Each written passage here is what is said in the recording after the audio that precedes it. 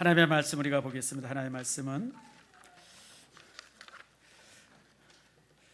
요한복음 12장 24절에서 27절 말씀까지입니다. 요한복음 12장 24절에서 27절 말씀까지. 자, 찾으셨죠? 자, 교독하겠습니다. 내가 진실로 진실로 너에게 이르노니 한 알의 밀이 땅에 떨어져 죽지 아니하면 한 알 그대로 있고 죽으면 많은 열매를 맺느니라.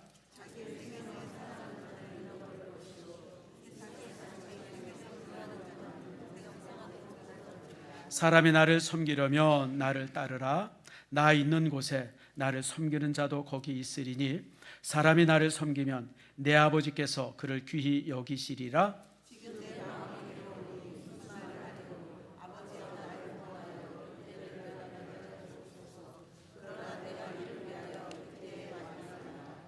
아멘. 기도하겠습니다. 하나님 감사합니다. 거룩한 주일 우리 교회 확신반을 수료할 수 있는 귀한 성도 허락하셨고, 또 이제 이렇게 두 아이 이안이랑 또 하리 이렇게 세례도 받게 하셨음을 감사함을 드립니다. 하나님, 우리 교회가 매 예배 때마다 생명의 풍성한 열매가 있게 하시고 하나님의 영광이 드러나는 예배 되도록 인도해 주시옵소서. 오늘 이 시간 말씀을 듣습니다. 주의 말씀이 우리에게 놀랍게 임하게 하시고 그 말씀의 힘으로 우리가 살아가는데 부족함이 없게 해 주시옵소서. 하나님의 말씀은 살아있고 운동력이 있음을 믿습니다. 복으로 은혜로 함께 하시고 아버지의 말씀의 권세 속에서 저들이 치료받고 회복되어지고 정말 하나님의 은혜 안에서 강건해지는 하나님의 나라를 이루는 축복의 사람 되도록 인도해 주시옵소서. 감사드리고 예수님의 이름으로 기도드립니다. 아멘. 우리 교회 표를 한번 재창합시다. 샬롬 샬롬. 여러분의 삶 속에 하나님의 놀라운 축복이 임하기를 축원합니다. 우리 옆 사람과 한번 인사합시다. 축복합니다. 사랑합니다. 이 겨울 잘 견디세요. 자, 우리 오늘만 견디면 따뜻해진답니다. 오늘만 안 죽으면 올해 이제 죽을 일 없을 것 같아요. 여러분들 올해 잘 견디는 축복이 있길 바랍니다. 여러분, 제가 숙제를 하나 드립니다. 제가 어제 영화를 한 편 봤어요. 바로 요 길 건너편에 CGV 5층에 가면 신의 악단이라고 하는, 신의 한 수가 아니에요. 신의 악단. 참 좋은 영화고, 이 영화가 사실은 이제 돈 많이 들인 영화가 아닙니다. 어떻게 생각하면 이제 그 기독교 영화 같은데, 그러니까 이제 사실 이렇게 그 유행하고 많은 사람이 와서 보리라고 기대를 안 했어요. 근데 지금 이제 80만이 넘었더라고요. 곧 100만이 될 것 같아요. 이런 나름 종교 영화가 이렇게 많이 봐지는 게 참 기적 같은 일이죠. 영화가 어떤 영화냐면 실제 있었던 사건입니다. 이제 그 북한에 이 선전을 위해서 만들어진 영화들, 이 교회들이 몇 개 있죠. 봉수교회라든지. 이 봉수는 김일성의 어머니입니다. 김일성의 어머니 이름이 봉수예요. 그리고 권사였습니다. 그래서 김일성이가 이제 북한의 교회를 처음 이제 광고하기 위해서 세운 거죠. 이제 이렇게 사람들한테 보이려고. 그런데 이제 그런 교회 안에서 강제적으로 믿음 생활하고 그 강제적으로 예배에 동원되고 강제적으로 찬양하던 사람들이 이제 믿음의 사람으로 변화되어지는 과정, 그게 실제 있었던 사건인데, 그거를 이제 가지고 이제 조금 이제 양념을 좀 더 쳐서 이제 영화를 만들었는데, 정말 참 가슴이 짠해오는 그런 영화입니다. 제가 얘기해놨어요. 오늘 3시 반에 하라고. 그러니까 여러분들이 가셔서 3시 반 영화 꼭 보세요. 그 시간 놓치면 7시에 또 시작이 될 거예요. 7시에 시작되는 영화. 여러분이 이번 주에 한번 보시면 한 주간 내내 가슴이 따뜻하리라 생각을 합니다. 그 영화에 보면 정말 예수 믿는 것 때문에 사서 고생하고, 예수 믿는 것 때문에 고통당하고, 예수 믿는 것 때문에 죽음까지 이르는 이야기들이 아주 찬찬하게 잘 그려져 있습니다. 그래서 여러분들이 좋은 이 영화가 되리라 생각하고, 혹시나 이제 돈 없으면 나한테 오세요. 내가 사드릴 테니까 여러분들 꼭 영화 보시고 그럴 수 있기를 바랍니다. 사실은 이제 우리 초기에 한국에 왔던 선교사님들이 참 훌륭한 분들입니다. 왜냐하면 지금부터 200년 전에는 대한민국은 조선이죠. 조선은 정말 지옥과 같았어요. 천주교인들을 얼마나 많이 죽였습니까? 사화라 그래가지고 말도 못하게 천주교인들이 죽음을 당하죠. 여기 뭐 제가 종종 얘기하지만 우리 이제 그 자유로로에서 또 가다 보면 양화진에 가서 보면 절두산이라고 하는 곳이 있죠. 원래는 그 절두산의 이름이 잠두복입니다. 잠자는 누에 잠자입니다.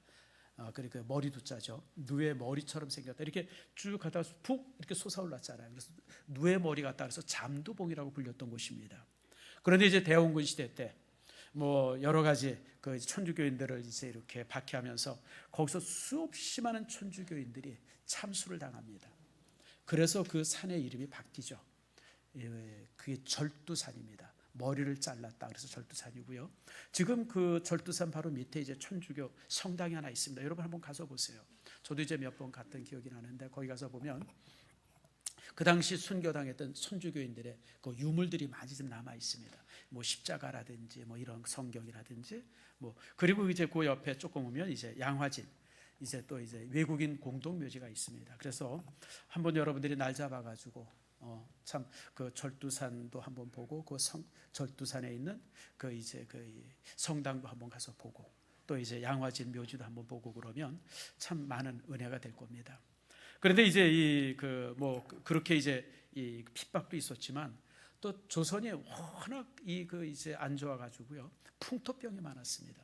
사실 선교사들이 참 많이 와서 풍토병으로 죽습니다. 뭐 그것뿐만입니까?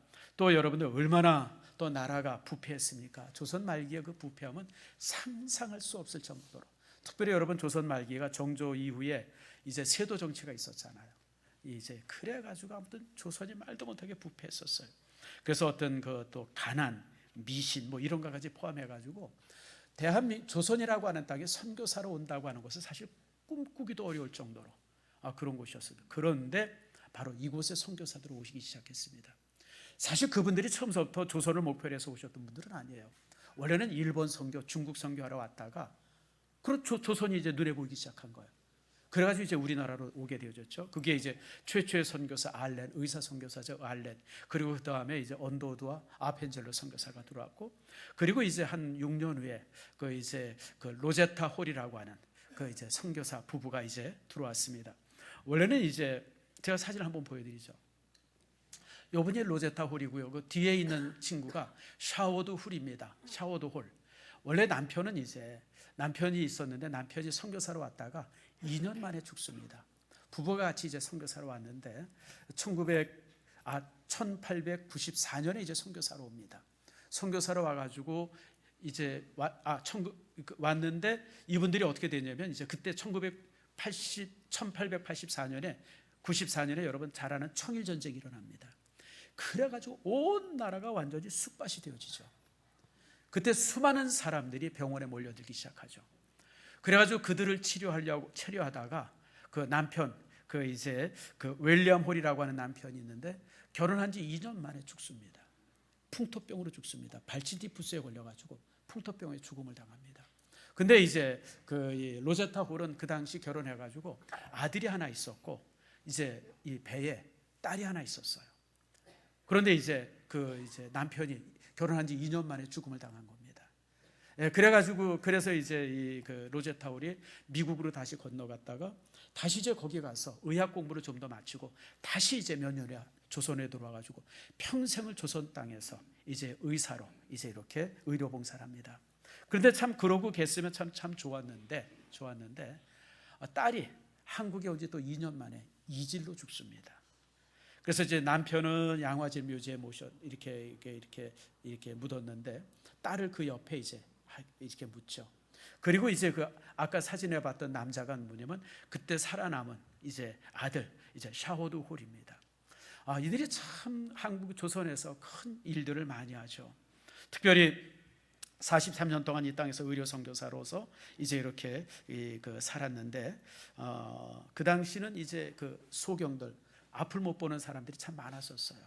근데 그 사람들이 이제 사람 취급을 받지 못했습니다. 짐승처럼 취급이 됐죠. 그들을 위해서 이제 로제타 홀이 뭘 만들었냐면 점자를 만듭니다. 그래서 우리나라 점자, 여러분 이렇게 안 보이시는 분들이 이렇게 손으로 이렇게 글을 읽지 않습니까? 그 점자를 만드신 분이 누구냐면 바로 이 로제타 홀입니다. 그리고 또 이제 그 시대 때는 여자들이 아파도 그냥 죽었어요. 왜 죽었냐면 남자들한테 몸을 보이면 안 되잖아요. 그 당시 그 우리나라가 또 얼마나 또 꼴통이었습니까? 그러니까 여자들이 아파도 남자 의사들 앞에 감히 가지를 못하는 거예요. 그래가지고 이 로제타 홀이 여의사를 하나 이제 양성을 합니다. 그 이제 박에서라고 하는 여인인데 원래 통역관이었었는데 그에게 이제 미국 유학 보내서 의료 공부하게 해가지고 최초의 한국인 여의사를 로제타 홀이 만듭니다. 이제 세우죠. 그리고 나서 또 이제 로제타 홀이 뭘 하냐면 여러분 이제 그 고대 의대 있지 않습니까? 그 고려 의대 전신이 뭐냐면 경상 여자의학 강습소인데 그걸 만듭니다. 그래서 이제 고대 의대 전신이 되게 하고 그 다음에 이제 인천에 있는 여러분 지금도 있죠. 인천 기독병원. 인천 기독병원이 바로 이제 로제타 홀이 만든 병원입니다. 그리고 이제 그 아들 샤오도 홀이죠. 샤오도 홀은 뭘 하냐면 부모의 뜻을 따라서 조선에서 결핵 퇴치 운동에 최선을 다하죠. 그래서 여러분들 지금은 좀 안 합니다만 크리스마스 때 되면 시를 사서 많이 했잖아요. 크리스마스 시를 만든 사람이 그 아들 그 샤오도 홀입니다. 벌써 이제 그게 100년이 넘는 역사죠. 그 긴 역사를 통해서 이제 이 결핵 퇴치를 위해서 애써왔죠. 그리고 이제 은퇴했습니다. 은퇴하고 미국에서 죽는데 돌아가시는데 돌아가실 때 유언이 뭐냐면 남편과 딸이 있는 그곳에 묻어달라 그래서 양화진에 이제 그들이 묻힙니다. 자, 사진을 제가 하나 보여드리죠. 여기에 이제 양화진 샤오돌 선생 공적비라고 해가지고 세워져 있는데 여기에 이제 가족들이 함께 묻혀 있습니다. 그 이제 월리엄 홀 이제 한국에 온 지 2년 만에 풍토병으로 죽은 남편이죠. 그리고 그 옆에 이제 로제타 홀, 그 다음에 딸, 그 다음에 이제 이제 이디스라고 하는 딸, 아주 뭐 3살도 안 돼가지고 이질로 죽습니다. 그리고 이제 그 웰리엄 홀, 그 아들이죠. 샤오도 홀, 그 아들, 온 가족들이 여기 이렇게 묻혀서 이제 있는 양화진에 가보면 요 묘지가 그대로 있습니다. 그래서 여러분들 양화진에 가면 참 그 감격이 많이 되어지는 것이 굉장히 많은 선교사들이 이 땅에 와서 이 땅에서 죽습니다. 특별히 아기들 묘지들이 많습니다. 아기들이 왜 그럴까요? 작은 묘지, 풍토병으로 참 많이 죽습니다.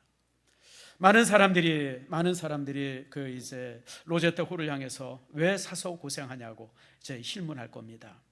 딸도 잃고 남편도 잃고 거기 뭐 있다고 거기 가서 그 고생을 하냐라고 물습니다.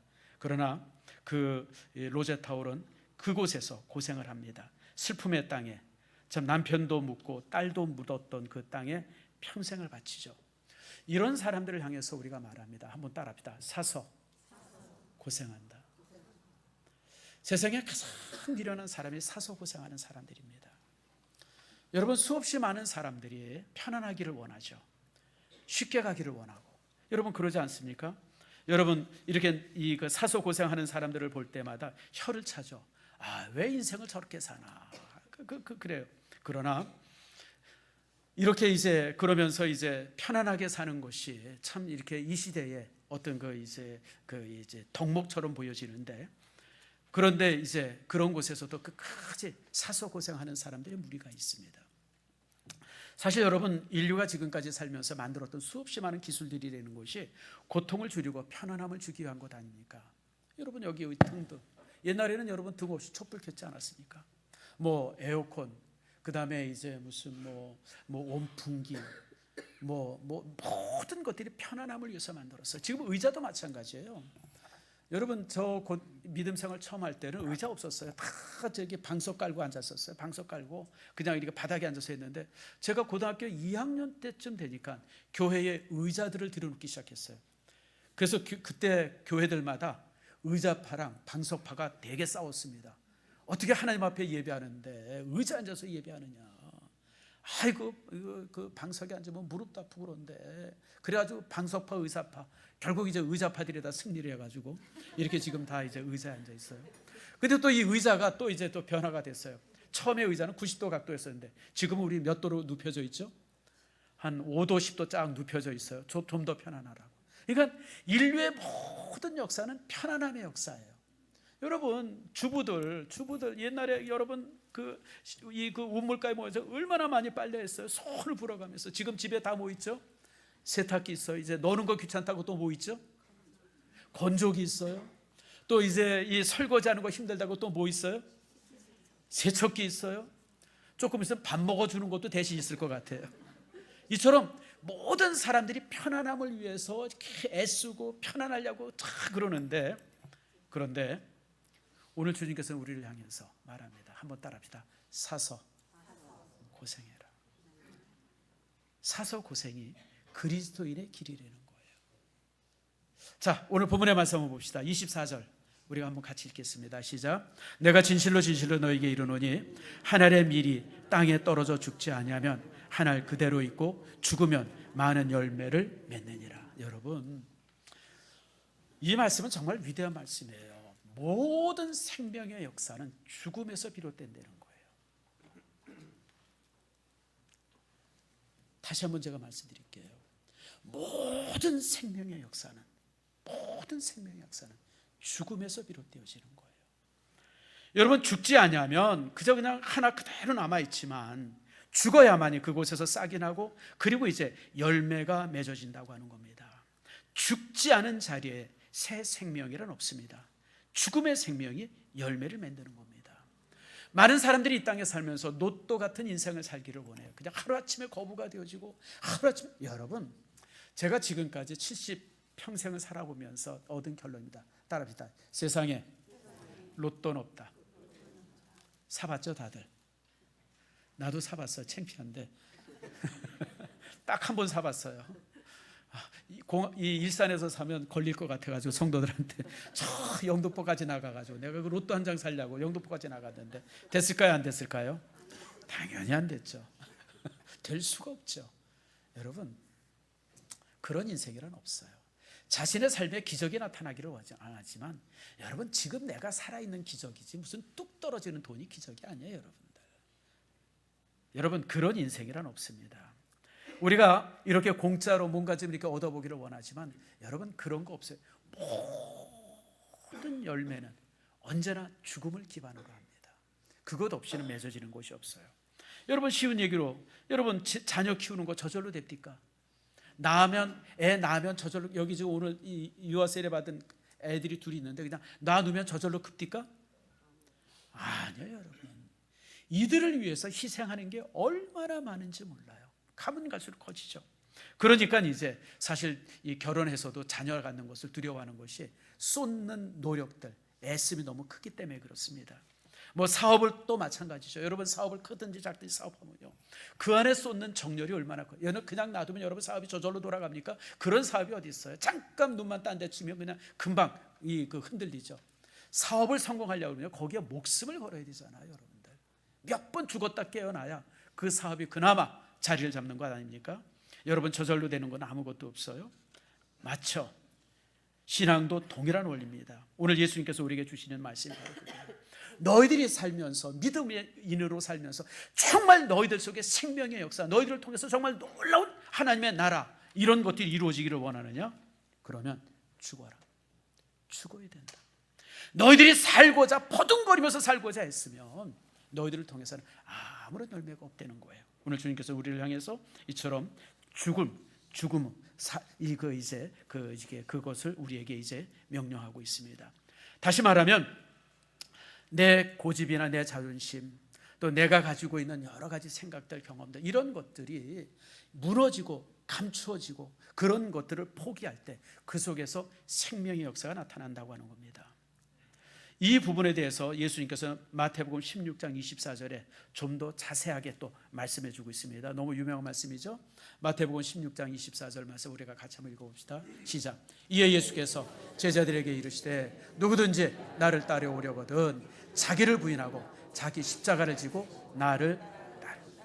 여러분, 무슨 말씀인지 아시죠? 예수님께서 제자들에게 말해요. 정녕 너희들이 나를 따르려느냐? 나를 따르고 싶냐? 그리고 너희들이 정말 따르는 사람이 되기를 원하느냐? 자기를 어떻게 해요? 부인하고 자기를 어떻게 해요? 십자가를 지고 따르라고 하는 겁니다. 여러분, 이것은, 이 말씀의 의미는 무슨 이게 단순한 욕망을 참는 거나 금욕주의를 말하지 않습니다. 따릅시다. 내 삶의 주권이 내게 있지 않다. 그것을 고백하는 것이 바로 이제 오늘 이 마태복음 16, 24절에 있는 말씀입니다. 사람들은요 다 자기 중심이에요. 저도 그렇고 여러분도 그렇습니다. 참 살면서 제가 참 저 스스로도 항상 갖는 안타까움 중에 하나가 참 내가 목사인데 이러면서 항상 그런 것에 대해서 제가 이 안타까움을 가져요. 대부분의 사람들이 다 이기적이에요. 자기 중심이에요. 진정한 이타적인 것은 찾아보기 어려울 정도로. 그런데 오늘 주님께서는 이렇게 자신의 유익이나 자신의 기분이나 자신의 판단이나 그런 것을 중심에서 살려고 하는 그 어떤 그 본능적인 그런 걸 가지고 있는 우리를 향해서 말씀합니다. 뭐라고 말씀하십니까? 오늘 본문에 있는 말씀이죠. 자기를 부인해라. 네가 가지고 있는 주장들, 네가 가지고 있는 감정들, 네가 가지고 있는 계획들, 그런 것들이 다 무너져야, 그래야 나를 따르는 것이 된다고 오늘 우리에게 말씀하고 있는 겁니다. 다시 말하면 예수님께서는 신앙생활이, 따라합시다, 꽃길이 아니라고 말씀하는 거예요. 우리는 교회 생활하면서, 믿음 생활하면서 내 인생이 꽃길이 되길 되게 원해요. 뭐 병도 치료되어지고 사업도 번성하고 애들도 잘 되고 막 그런 삶을 꿈꾸면서 믿음 생활합니다. 근데 오늘 주님께서는 폭탄을 던져요. 무슨 소리야? 믿음 생활은 꽃길이 아니야. 믿음 생활은 내가 죽어지는 삶이야. 내가 포기되어지고 내가 무너지고 내가 사라지는 삶, 그게 바로 믿음 생활이라고 오늘 우리에게 경고하고 있는 겁니다. 사랑하는 성도 여러분, 참 이 말씀이 쉽지 않죠. 여러분, 우리가 사서 고생하는 이런 삶을 산다고 하는 것이 결코 쉽지 않아요. 누구나 다 편안하기를 원하고 쉽게 가기를 원하고 우아하게 살기를 원하지 않습니까? 그런데 주님께서는 그렇지 않다고 말하죠. 계속해서 25절에 우리에게 이렇게 말합니다. 자, 25절 말씀을 같이 한번 읽겠습니다. 시작. 자기 생명을 사랑하는 자는 잃어버릴 것이요 이 세상에서 자기의 생명을 미워하는 자는 영생하도록 보존하리라. 자기 생명을 미워하라까지도 말씀하고 있어요. 여러분이 미워한다라고 하는 것은 저주한다, 무슨 뭐 감정적인 뭐 그런 의미가 아니에요. 이 미워한다고 하는 말은 우선순위를 말합니다. 뭔가 할 때 내가 우선되어지는 것이 아니라 나는 우선에서 벗어나 있으려는 거예요. 나보다 다른 거, 다른 사람, 또 다른 사람의 의논들, 그런 것이 먼저 될 때, 여러분 제가 2주 전에 설교하지 않았습니까? 따라합시다. 너희는 먼저 내 자신이 아니라 내 유익이 아니라 내 것이 아니라 먼저 하나님의 나라와 하나님의 의를 구하는 삶이라고 말씀하신 것이 바로 이 부분입니다. 여러분, 사실 그래서 기독교는 인간의 본성을 거스르는 종교입니다. 인간 누구나 어떤 욕심 속에서, 자기 중심 속에서 살아가는데 오늘 주님께서는 그렇게 살지 말라고 우리에게 말씀합니다. 그러면서 오늘 놀라운 약속의 말씀이 있죠. 이렇게 살아갈 때 25절 후반절에 영생하도록, 따라합시다, 영생하도록 보존하리라. 여러분, 우리가 포기하는 것은 일시적인 편안함인데, 그리고 우리가 얻는 것이 있습니다. 그것은 바로 영원한 평안함입니다. 읽는 것과 잃는 것과 얻는 것이 다르다고 오늘 우리에게 말씀합니다. 예수님이 사실 철저하게 그렇게 사셨죠. 여러분, 빌립보서 2장 5절에서 7절 말씀, 너무 유명한 말씀이죠. 같이 한번 읽어보겠습니다. 시작. 너희 안에 이 마음을 품으라. 곧 그리스도 예수의 마음이니 그는 근본 하나님의 본체시나 하나님과 동등됨을 취할 것으로 여기지 아니하시고 오히려 자기를 비워 종의 형체를 가져 사람들과 같이 되었고 사람의 모양으로 나타나셨음에 자기를 낮추시고 죽기까지 복종하셨으니 곧 십자가에 죽으심이라. 여러분, 주님은 철저하게 자기 부인의 삶이었어요. 여러분, 하늘의 영광인데 그거 다 버리고 이 땅에 사서 고생하러 오셨어요. 영광을 버리고 땅에 오셨고, 오셔도 가장 낮은 곳에 종의 모습으로, 근데 종의 모습으로 사신 것뿐 아니라 온 인류를 구원하기 위해서 죽음의 자리까지 들어가셨어요. 매 맞고 십자가에 못 박히고 채찍에 맞고, 그리고 돌아가셨어요. 여러분, 주님이 사셨던 삶이 이처럼 철저하게 자기 버림의 삶이었습니다. 오늘 예수님께서는 우리를 향해서 통일하게 말씀하세요. 그렇게 살라고. 여러분, 영생은 단순히 오래 사는 것이 영생 아닙니다. 예수님과 함께 예수님의 생명에 참여하는 것, 그게 바로 영생이에요. 오래 살려고 애쓰지 마세요. 여러분 오래 살면 감사하죠. 그러나 여러분 진정한 영생은 주님과 함께 주님의 생명에 동참하는 삶을 살 때 이 땅에서도 우리는 영생의 축복을 누릴 수 있고 그리고 하나님 나라에서 영원한 영생을 취할 수 있는 겁니다. 그러면서 주님께서는 계속해서 26절에 이렇게 말씀합니다. 자, 26절 말씀 같이 읽겠습니다. 시작. 사람이 나를 섬기려면 나를 따르라. 나 있는 곳에 나를 섬기는 자도 거기 있으리니 사람이 나를 섬기면 내 아버지께서 그를 귀히 여기시리라. 오늘 주님께서는 나를 따르라 라고 말씀하세요. 여러분, 우리의 믿음이 미신과 다른 점이 있습니다. 무당과 다른 점이 있어요. 우리가 지금 예배를 하나님 앞에 참 경건하게 아름답게 드리죠. 과거 여러분들이 예수 믿기 전에 굿하는 거 보셨잖아요. 저도 옛날에 예수 믿기 전에 굿 구경 우리 어머니랑 참 많이 갔어요. 우리 어머님이 또 이렇게 굿을 좋아했어요. 저 동네 굿한다 그러면 2박 3일 거기 가서 사셨어요. 그다음부터. 근데 저도 이제 엄마 찾으러 자주 갔죠. 가면 또 좋은 게 있어요. 엄마 만나면 뭐 주죠? 약과 주고 약식 주고 가끔 가다가 배도 한쪽 주고 사과도 한쪽 주고 그거 얻어먹으려고 또 이제 열심히 갔던 기억이 납니다. 근데 여러분 무당은 어때요? 무당은 막 굿하고 끝! 그럼 그게 끝이에요. 우리 예수 믿는 사람은요 예배 다 드리고 끝! 여기서부터 시작이 됩니다. 예배가 끝이 아니에요. 예수 믿는 사람이 예배가 끝이라고 생각하는 것은 정말 인생을 잘못 사는 거예요. 예수 믿는 사람은 예배 드리고 나면 그 드리고 나서 예배가 끝나고부터 예수 믿는 사람의 인생이 시작이 되죠. 그 인생이 뭡니까? 예수 그리스도의 삶을 따르는 삶이에요. 그걸 갖다가 제자도라고 말합니다. 제자로서 삶을 주님이 가셨던 삶을 그대로 따라가는 거예요. 여러분 예수님이 가신 곳이 어떤 곳입니까? 화려한 왕궁이 아니죠. 그럴싸한 회당도 아니에요. 주님이 가셨던 곳은 언제나 가난한 사람들, 미움받는 사람들, 소외된 사람들, 병든 사람들 머리맡 그곳이 예수님이 가셨던 길이고 그리고 마지막에 골고다 십자가 위에서 있었습니다. 그러므로 우리가 바로 그 길을 가는 것 그것이 바로 믿음의 길이다라고 주님이 말씀하고 계십니다. 그런데 여러분들 사서 고생을 하면요 몇 가지 놀라운 축복이 있습니다. 따라합시다. 가장 낮은 곳에 주님이 계십니다. 저는 여러분이 잘 알다시피 저는 선교제 가는 걸 되게 좋아합니다. 선교사들과 그들의 가정 또 그들이 예배하는 예배처 또 뭐 사실 선교제에 가보면요 별별 걸 다 보죠. 선교사들이 참 가난하고 힘듭니다. 그러니까 가면 참 많이 베풀어야 되고 많이 나눠야 돼요. 근데 여러분 저는 선교사님들의 사역을 보면서 항상 갖는 감동이 있어요. 그 수고와 애씀과 땀방울이 있는 그 가장 밑바닥의 삶에 주님이 계세요. 주님은요 화려한 곳에 있지 않습니다. 찬란하고 뭐 영광 아니에요. 여러분들 우리가 가장 밑으로 내려오는 그 자리에 항상 주님이 앉아 계신다고 하는 거예요. 그래서 여러분들 내가 나를 부인하고 그리고 내가 정말 낮아지고 그리고 정말 사서 고생하는 자리에 있을 때 항상 그 맨 밑바닥 자리에 예수님이 그 자리에 계신다고 하는 거 기억하세요. 그래서 여러분 주님은 우리가 낮아질 때 우리가 이렇게 만날 수 있죠. 동시에 우리가 이처럼 눈물로 씨를 뿌릴 때에 항상 그 안에서 생명의 열매가 맺어집니다. 여러분 내가 죽어지면요 가정이 삽니다. 아세요?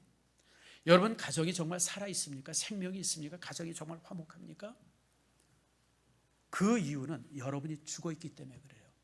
근데 만약에 여러분들이 가정에서 주인 되려고 그러고 가정에 그냥 막 모든 걸 손에 쥐으려고 그러고 그냥 막 그러고 살면요 그때부터 가정은요 지옥이 됩니다.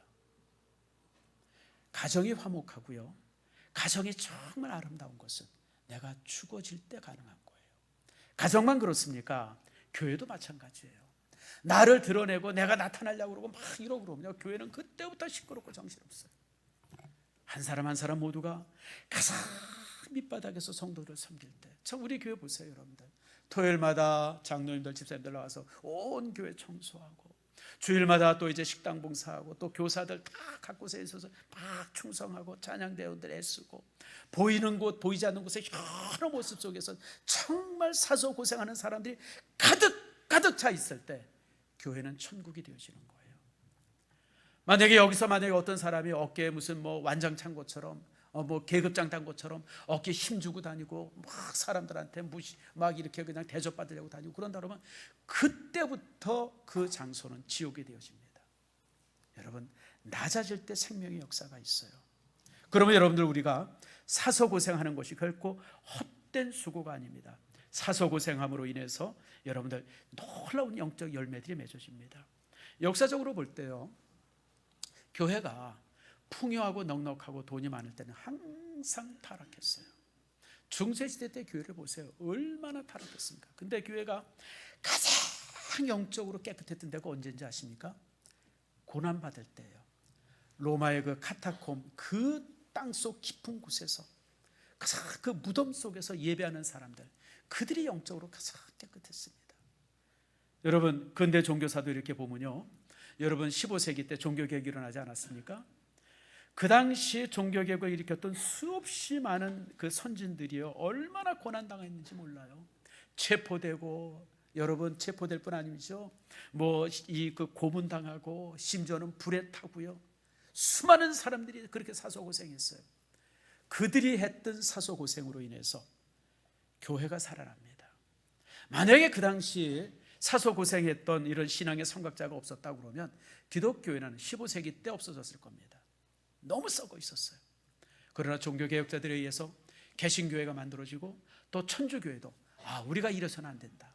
그래서 트렌트 공의회라는 회의를 했어요. 그래서 그 당시 15세기에 천주교도 완전히 뒤바뀌어지기 시작합니다. 지금의 모습이 된 게 15세기입니다. 사소고생했던 분들로 인해서 교회도 새로워진 것이죠. 여러분, 세상은 넓은 길, 편한 길, 빠른 길로 우리를 유혹합니다. 그러나 주님께서는 항상 우리에게 말합니다. 좁은 길로 가고 천천히 가고 함께 가라고 말합니다. 유명한 말이 있죠. 빨리 가려면 어떻게 가면 돼요? 빨리 가려면 혼자 가면 돼요. 혼자 가면 빨리 갑니다. 끝까지 가려면요, 끝까지 가려면 함께 가야 돼요, 여러분들. 근데 여러분, 함께 가기가 쉽지 않죠, 여러분들. 너무 내 주변에 다른 사람. 그런데 여러분, 함께 갈 수 있는 방법은 딱 하나예요. 내가 죽으면 돼요. 내가 죽으면요, 나는 누구와도 함께 갈 수 있어요. 어떤 사람과도 함께 갈 수 있는 방법은 내가 죽는 것밖에 없어요. 교회라고 하는 곳은 그래서 아름다운 곳이고, 그래서 거룩한 곳이에요. 우리 교회에는 얼마나 다양한 사람들이 있습니까? 성격도 다르고 모든 것이 다 다르죠. 그런데 우리가 이렇게 이 다른 사람들이 모여서 이렇게 우리가 함께 갈 수 있는 것은 우리가 서로 죽어 있기 때문에 그래요. 그러니까 우리가 이 많은 무리들이 함께 갈 수 있는 겁니다. 말씀을 맺습니다. 사랑하는 성도 여러분, 우리는 정말 이렇게 사서 고생하는 사람들입니다. 교회 생활하는 것 자체가 사서 고생하는 바로 그런 일이죠. 여러분, 자 보세요. 우리가 이제 그 주일날 이렇게 하나님 앞에 예배하고, 또 이제 우리가 물질 드리고 봉사하고, 수없이 많은 것들이 어떤 보상이 주어지는 것 아닙니다. 참 힘들고 어렵죠. 사서 고생하는 일입니다. 그런데 이런 사서 고생을 통해서 아름다운 교회가 이렇게 만들어지고, 여러분을 통해서 여러분 이렇게 생명의 열매가 맺어지는 겁니다. 전에 제가 한번 들었던 얘기입니다. 지금도 그런지 모르겠어요. 강남에 있는 부자교회들은요, 가을에 이제 거기서도 이제 김장을 하죠. 여전도에 봉사를 합니다. 그래서 여전도 회장이나 이런 사람들이 일꾼을 사서 보낸대요. 일당을 줘서. 내 손에 어떻게 고춧가루를 묻혀, 집에서도 안 하는 걸. 저기 15만 원 주고 내가 한 사람 사서 보내니까 그 사람이 나 대신 일할 거야. 회장들이 그런데요. 따라합시다. 교회가 아니다. 십자가는 있지만요, 예배는 드리지만 그런 것은 교회가 아닙니다. 교회는 내가 아무리 그럴싸하게 무슨 이렇게 이런 거 저런 거 많이 갖춰줘도 손 걷어 덧치고 김치 만들고 지저분한 거 쓸고 닦고 청소하고, 거기서 교회가 만들어지는 겁니다. 저는 우리 일산 신성교회가 그런 곳이 되기를 원하고, 또 그런 곳이 되어 있음을 주 앞에 감사하고 있습니다.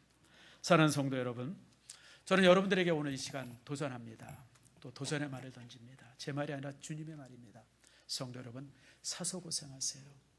그게 여러분들의 영생을 만드는 방법입니다. 사서 고생하세요. 그래야 여러분은 일상의 삶을 통해서 주님을 만날 수 있습니다. 사서 고생하세요. 그래야 하나님 나라의 상급이 여러분에게 준비되어 있습니다.